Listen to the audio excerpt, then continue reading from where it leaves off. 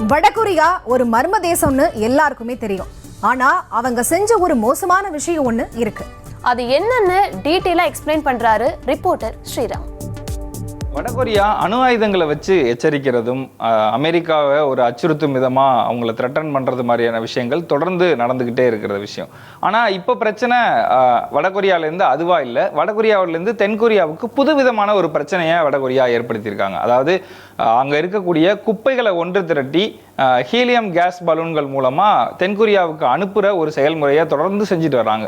அதை கடந்த 2023 மேலே ஆரம்பித்து 11 முறை ஒவ்வொரு முறையும் நூற்றுக்கணக்கான குப்பை பலூன்களை தென்கொரியாவுக்கு அனுப்பிச்சிருக்காங்க. தென்கொரியாவோட தலைநகர் சியோலை ஒட்டிய பகுதிகளில் இந்த குப்பை பலூன்கள் வந்து விழுகிறதும் அது தென்கொரியாவுக்கு ஒரு விதமான அச்சுறுத்தலை ஏற்படுத்துகிற விதமாக அமைஞ்சிருக்கு.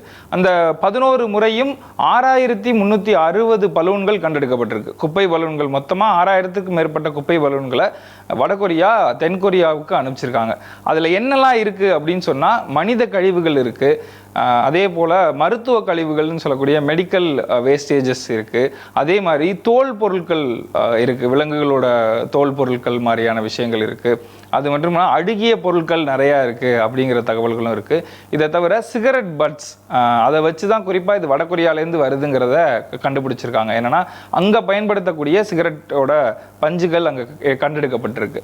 இப்படி தொடர்ச்சியாக வடகொரியா தென்கொரியா மீதான ஒரு தாக்குதல்களை, அங்கே ஏற்கனவே ஒரு சட்டம் அமலில் இருக்கிறதையும் நம்ம புரிஞ்சுக்க முடியும். வடகொரியாவோட எல்லையை யார் தாண்டி தென்கொரியாவுக்கு போகிறாங்களோ அவங்களுக்கு மரண தண்டனை விதிக்கப்பட்ட நிகழ்வுகள்லாம் அங்கே இருக்குது.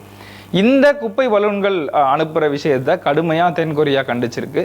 வடகொரியா தொடர்ச்சியாக பல விஷயங்களில் பல நாடுகளை அச்சுறுத்திட்டு வந்தாலும் இந்த விஷயத்தில் குப்பை பலூன்கள் மூலமாக ஒரு அச்சுறுத்தலை ஏற்படுத்தியிருக்கு.